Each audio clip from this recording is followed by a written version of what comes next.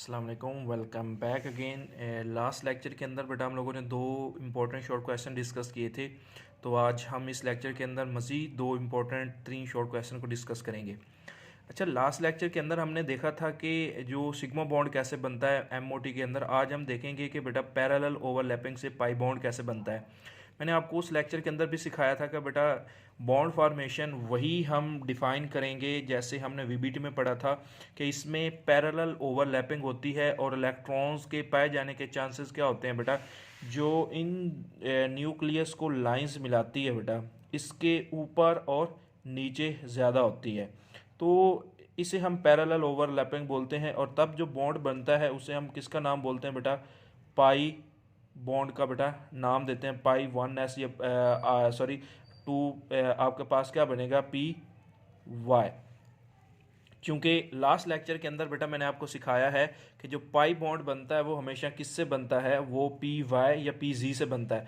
अगर ये पी आपके पास क्या है, वाई है, तो ऊपर वाला मैंने आपको सिखाया था क्या बनेगा बेटा, ये एंटी बॉन्डिंग है। और मैंने आपको सिखाया था इसके ऊपर स्टार डालते हैं, ये बन जाएगा पाई स्टार पी वाई।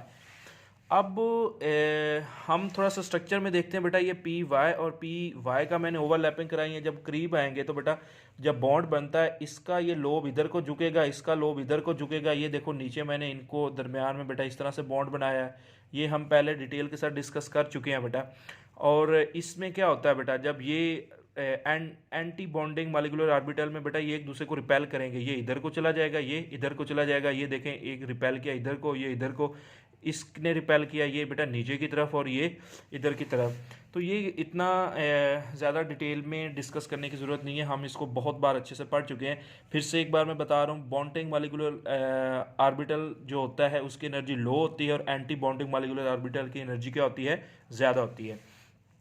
आज बेटा जो मेन हमने पढ़ना है ना वो what is difference between the paramagnetic या diamagnetic behaviour of the elements या सब्सटेंस। इसका मतलब क्या होता है बेटा, मॉलिक्यूलर ऑर्बिटल्स की सबसे जो कमाल की अचीवमेंट है ना, कि ये थ्योरी बाकी से सबसे बेहतरीन क्यों है, वो बस इसकी वजह से कि इसके थ्रू हम पता कर लेते हैं कि कौन सी चीज़ डायमैग्नेटिक है और कौन सी चीज़ हमारे पास क्या है, पैरामैग्नेटिक है।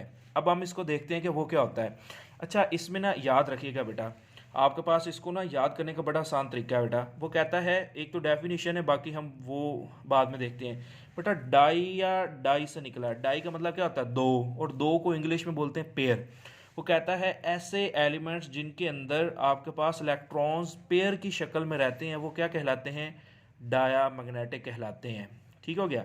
और जिसमें पेयर की शक्ल में नहीं होते, हाफ फिल्ड होते हैं, अनपेयर्ड होते हैं बेटा, वो हमारे पास क्या कहलाते हैं, पैरामैग्नेटिक हमारे पास सब्सटेंसेस कहलाते हैं। और वो कहता है जो हमारे पास अनपेयर्ड इलेक्ट्रॉन होते हैं ना बेटा, अब आपको भी पता है कि अनपेयर्ड इलेक्ट्रॉन जो होता है वो इलेक्ट्रॉन्स उसके ऊपर नेगेटिव चार्ज होता है, और नेगेटिव चार्ज को मैग्नेटिक फील्ड में से गुजारेंगे तो वो एक साइड की तरफ झुकेगा, लाजमी तौर पे झुकेगा। तो यही चीज़ है बेटा कि वो कहता है किसी सब्सटेंस को अगर हम रखते हैं ना मैग्नेटिक फील्ड में, अगर वो किसी तरफ झुक जाता है इसका मतलब उसके ऊपर चार्ज होता है। तो पता चल जाता है कि इसमें इलेक्ट्रॉन्स वो अनपेयर्ड हैं। अगर पेयर्ड होंगे तो बेटा वो नहीं झुकेगा, क्योंकि इलेक्ट्रॉन्स एक दूसरे को का जो चार्ज होता है वो क्या कर देते हैं बेटा, वो कैंसल आउट कर देते हैं स्पिनिंग की वजह से। तो यहाँ पे बेटा यही चीज़ है। वो कहता है आपके पास पैरामैग्नेटिक में क्या होगा, the substances which are strongly attracted by external magnetic field, कि इसको मैग्नेटिक फील्ड में रखेंगे ना तो इसको वो बड़े ही फोर्स के साथ इसके ऊपर जो आपके पास मैग्नेटिक फील्ड है इस पर असरअंदाज होगी। लेकिन डायामैग्नेटिक उसको रिपेल करती है। वजह क्या है बेटा, डायमैग्नेटिक में पेयर ऑफ इलेक्ट्रॉन होता है, उसमें अनपेयर्ड ऑफ इलेक्ट्रॉन होते हैं।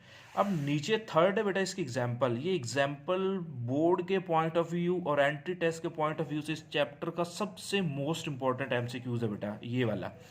देखो O2 मॉलिक्यूल है बेटा, वो कहता है ऑक्सीजन का मॉलिक्यूल पैरामैग्नेटिक है। क्यों है, क्योंकि इसमें दो अनपेयर्ड इलेक्ट्रॉन्स पाए जाते हैं। ये हम आगे देखेंगे बेटा, मॉलिक्यूल स्टार्ट करेंगे ना, इसका ये लॉन्ग क्वेश्चन भी है, आगे हम डिस्कस नेक्स्ट लेक्चर में यही करेंगे ना, तो उसमें पता चल जाएगा कि O2 के मॉलिक्यूल्स में दो अनपेयर्ड इलेक्ट्रॉन्स होते हैं, यही वजह है कि वो पैरामैग्नेटिक है।